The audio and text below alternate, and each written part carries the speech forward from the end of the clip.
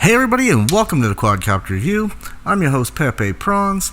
As always, don't forget to like this video, leave a comment if you want to, and subscribe to the channel. Most importantly, help us grow this channel. Up here at the top, you're going to find links to any of the giveaways going on here at the channel, and during the video there might be a link to other videos related to this particular video. As always, don't forget to look in the comments below, first comment pinned to the top, for links to any of the products shown in this video, or look in the description and you can find links there as well. Hey guys, so what we're going to look at today is another build here from my bench. This time, the TBS Source One version 3.0 build that I did, and what we're going to do, again, on these I'm not going to actually build it for you, but what we're going to do is talk about every component I used in the build. This ended up being about a $160 build. Very cheap, very doable. As far as your budget goes, this was definitely a doable scenario. So we'll talk about each part's price, and we can look at what it took to put all this together. So, not to beat around the bush, let's start first with the frame. We have the TBS Source One V3 on this particular one. This frame, once again, design-wise, comes from user input in a group that TBS has. Their goal was to put together a frame with what users want at a good price, and this is $26 to $29, depending on when you get it and where you get it. If you look right now, I have a link in the links below to Heli Nation, $26.99. You can pick this up. This frame is, I believe, 140 grams. It's 140 grams, right? We have a 2mm top plate, 3mm bottom plate, 4mm arms. Replaceable arms is 220mm in 5-inch, which is what we have, and it's 300mm in 7-inch that you can also get on this frame. Kit comes with everything you need: screws, standoffs, whole deal, ready to go, ready to assemble. Dirt cheap, awesome frame. Next thing we got, guys, that we put in here was the Emax Eco motors. These are the 2306 1700 kV motors. I got 4 of these guys. You can get these for $11.99 each. A little bit more if you get it from the US warehouse. Links below. Once again, I got these if you watch for sales, or if you look for it not to be on, any promo or anything and use a discount code, you can pick them up cheaper. Like I said, I got them for $9.99. We got 4 of those. Haven't found any performance issues at all with these. If you are watching the footage in the background right now, I'll hit a tree.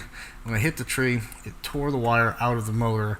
My own bad. I always put wire savers on the quads, and for some reason I just decided I didn't want to do it on that one, and I paid for it, so I will never do that again. Yep, but a branch caught the wire, pulled it right out of the motor. That was that. So use wire savers, guys. It'll save you, and waiting for them stinks. Next up, we have the Predator Nano. This was given to me by Banggood to check out and show you guys. It is 1000 TVL. It switches 4x3 and 16x9. It also switches PAL and NTSC. It is a 1.8mm lens. It runs from 4.3 to 25 volt. You can run this guy with. It's a CMOS sensor, and it uses a wand for its settings, like most of them do. So it has full settings in it with OSD and all the other goodies you might need to change for your settings. So if you get one of these, you are going to have to go into it and turn off the OSD and those kinds of things, because we don't need that with quads, but people with planes and such are going to want it. But mine is Aqua. I don't know why. These are running, I think, something like $34. And we can talk about that. I'm having problems with my my DVR. So I have a TBS Fusion. My DVR footage is not that great. It looked great through the goggles, but it recorded horribly on my goggles. So I really don't have much to show you there, other than similar quality to other Fox ears, sharp, clean. Yeah, so not much to say there other than, it's a Nano, so it is like your EOS 2 sized, very, very small. As you can see here, it is really, really, really, really out of place in this guy. As you can see how tiny that is, but this is the quad I was working on at the time, so I decided I would use it in there. So decent camera, not too bad. If I get some better footage, because I just updated the firmware in my Fusion, if that helped, I will put it on there right now. If you don't see anything pop up now, it didn't get any better by the time I was done editing this video. Next up, Diatone Mamba F405 40 amp. It is of course an F405, so this is one of my go-to stacks. Use it all the time. Look right here, see a video. For the Mambas, it is just outstanding.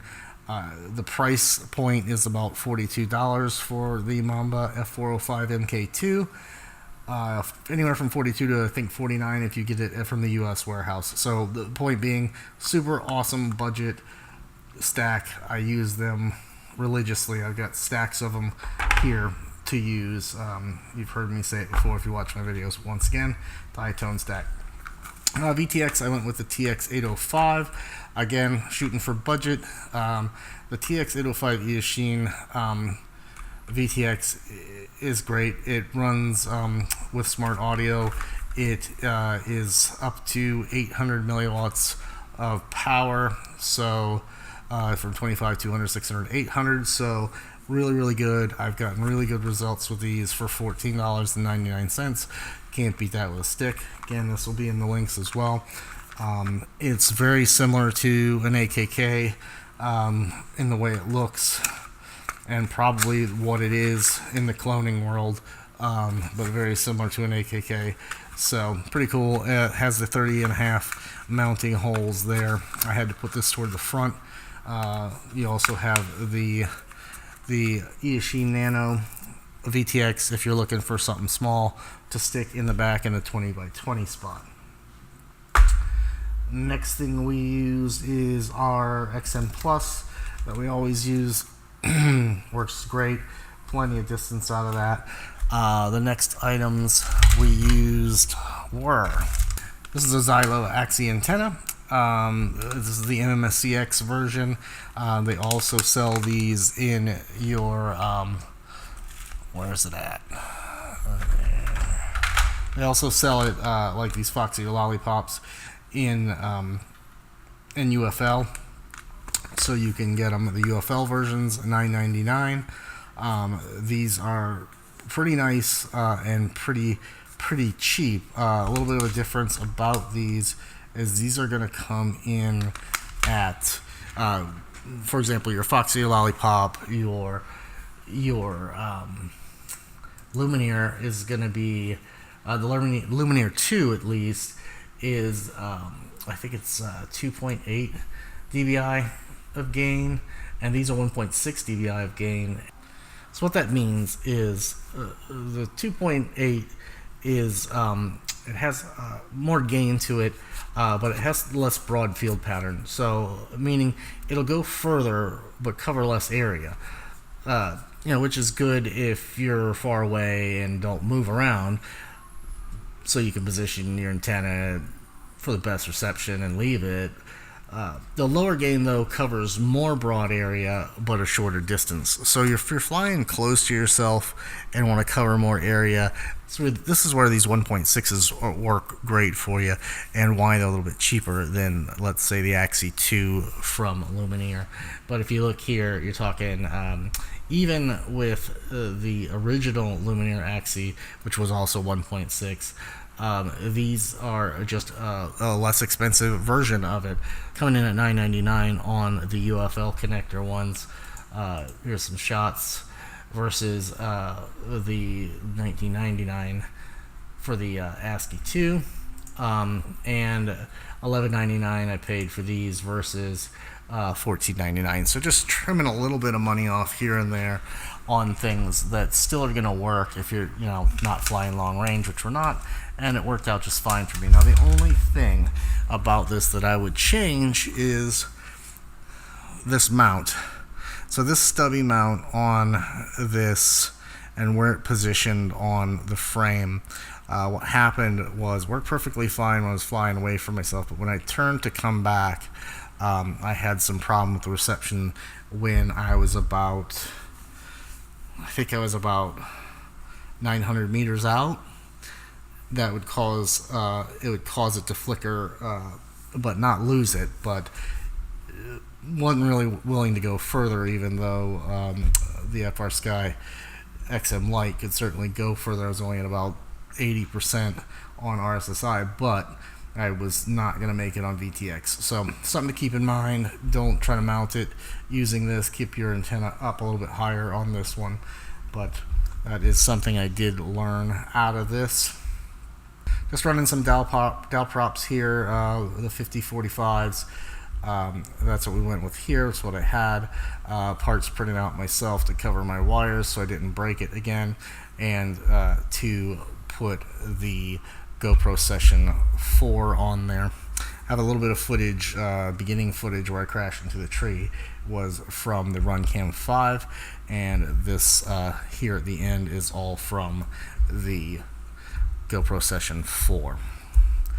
So pretty easy build, comes together nice, lots and lots of room inside of here, as you can see, to work with, and you can see there's plenty more room to mount some bigger stack in there too if you were going to go with a Caddx Turtle or something like that. I was running this Florian 1300 40C, believe it or not. This was I can't really seem to find it anymore. It was a totally underrated battery at one point. I can get 6+. The thing just seems to last freaking ever. And I got a bunch of these because they were dirt freaking cheap too. It just seems to go and go and go. Not even an attempt at puffing any of these packs versus something else. So it's a shame I can't get my hands on them anymore, but they were really, really good. So sometimes if they're inexpensive, it's worth a try to see if they're going to work. But as I mentioned, all the links below. Here you can see the total that we got, each part, and our total price that we came out with building this little guy. The footage has been running in the background, as you can see. Punchy, flew fine, flew great. Even in the wind, I didn't have much of a problem with it. My flying places are getting taken away faster and faster. So I'm sorry for the lack of thrilling flight areas, but you know, I guess that's what we're gonna get for now until I find something better. But right now I mostly just got fields and stuff to work in, and what's left of land that's becoming neighborhoods. So again, apologize for that. Yeah, so budget build, not bad price, easy to get the parts for, links below as I mentioned. And you know, a pretty good little banger with replaceable arms and so on for that kind of price. If you're looking to get in and build a basher, this is certainly an option. And yeah, don't overpay for people's names on these motors and stuff when it's not necessary. Keep that in mind. You don't have to fly somebody's flag to fly a quadcopter. So as always guys, Black Friday will be coming up soon. It's November 2019, the making of this video. Black Friday will be coming out soon, so make sure you look at the links below. You can even start putting things in a cart and come back on Black Friday when they start passing out coupons and stuff as well over at Banggood. So as always guys, thanks for coming out and happy flying. Hey guys, thanks for stopping by and checking out the Quadcopter review. If you want to see more interesting reviews on FPV related stuff, take a look up here in the old right corner right there. You'll find links to all the rest of my reviews. If you want to get in on some of the best giveaways on YouTube, look over here. Don't forget to subscribe right here on my chin. And if you want to check out my flying only videos separated from the review channel, check that out right here. Thanks for coming. Don't forget to subscribe and happy flying.